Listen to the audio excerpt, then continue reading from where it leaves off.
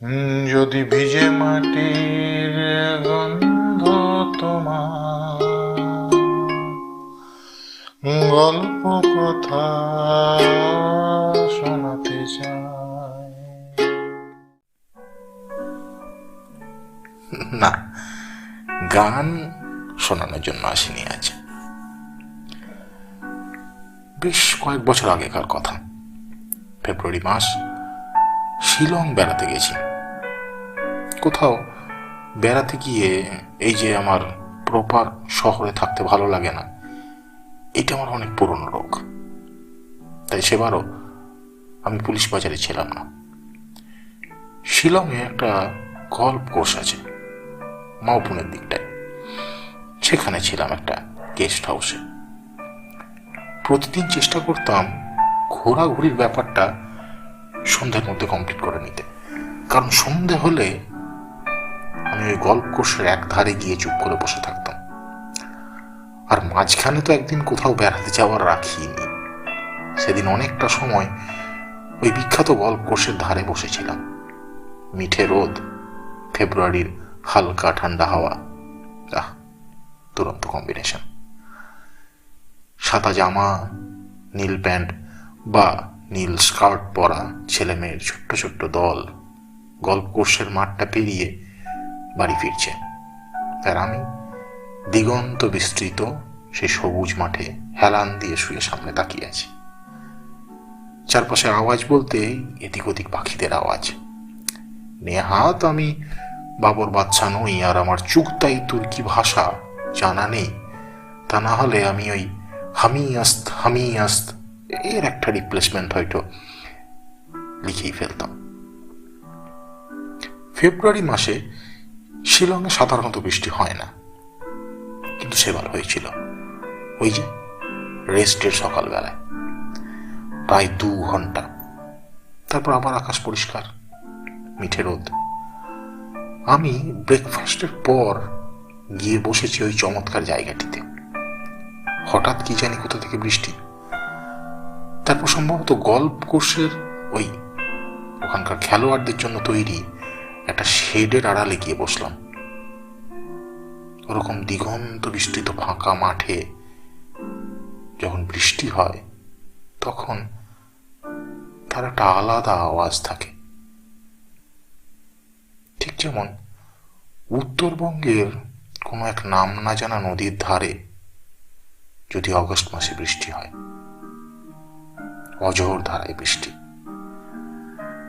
সারা ডুয়ার্স সেই সময় বৃষ্টিতে ভিজতে থাকে। সেই যে নাম না জানা নদী, তার 1 কোমর জলকে বসে গিয়ে 1 বুক বানিয়ে নেওয়া যায়। তারপর হঠাৎ সামনের দিকে তাকিয়ে যদি দেখা যায় যে পাহাড়ের ঢাল বেয়ে একটা মেঘ ঠিক তোমারই দিকে আসছে, গোমটাটা গরম ছিল, বৃষ্টি হচ্ছিল না, কিন্তু ওই মেঘ আসছে, সে বৃষ্টি নিয়ে আসছে। এবার দুপুর গড়িয়ে বিকেল হয়, তারপর বিকেল থেকে সন্ধে। একটা কাঠের বাড়ির বারান্দায় চোখ সয়ে যাওয়া অন্ধকারে বাইরে আকাশ ভেঙে পড়া ঝমঝমিয়ে বৃষ্টির আওয়াজ, আর পাল্লা দিয়ে ঝিঝির একটানা কলতান। বৃষ্টি যখন জঙ্গলের গাছের ওপর পড়ে তখন কিন্তু তার আবার একদম একটা আলাদা আওয়াজ আছে। যেমন আবার সেপ্টেম্বর মাসের ওল্ড দীঘায় বৃষ্টি হয় কখনো কখনো, সেখানেও।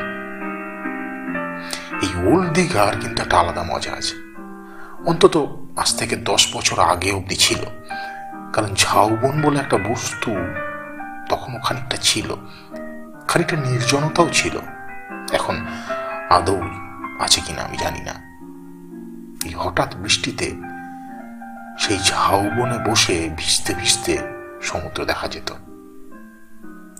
নির্জন ঝাউবনে বৃষ্টি পড়লে তার আওয়াজ, সমুদ্রে ঢেউয়ের আওয়াজ, সব মিলেমিশে এক অদ্ভুত সঙ্গীতের সৃষ্টি করে।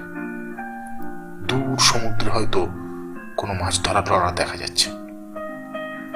ডান দিকে একটু দূরে সমুদ্র তীরের চা পকোড়ার দোকানগুলিতে কিছু পথ চলতি মানুষ আটকে গেছে হঠাৎ আসাই বৃষ্টিতে। সামনে সমুদ্র তীর ফাঁকা, ঝাউবন ফাঁকা। অক্টোবর মাসে মুর্শিদাবাদ জেলায়ও এরকম বৃষ্টি সর্বদা হয় না।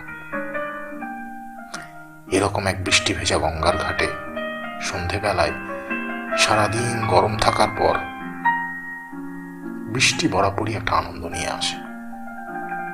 তারপর যদি ফেরিঘাটের নৌকোর আনাগোনা ঝোড়ো হাওয়ার সাথে উপভোগ করা যায়, তার মজাই আলাদা। আর গঙ্গার ধারের কুলপি খেতে খেতে বৃষ্টিতে যে ভিজেছে, সে জানে তার মজা। আমি যদিও ভিজিনি, অন্তত কুলপি খেতে খেতে তো ভিজিনি, কিন্তু তাও জানি। আজকাল বৃষ্টিতে বড় একটা ভেজা হয় না। না না, করোনা, ওমিক্রন এসবের কারণে নয়। করোনা কালের আগেও বা শখ করে কয়জন বৃষ্টিতে ভিজত? কারণ পকেটে মোবাইল, পার্স ভিজে যা। এই দেখো, আমি ভেবেছিলাম প্রথমে খানিকটা মেঘালয়ে ভ্রমণ আর সেখানকার অসময়ের বৃষ্টি নিয়ে কাব্য করব।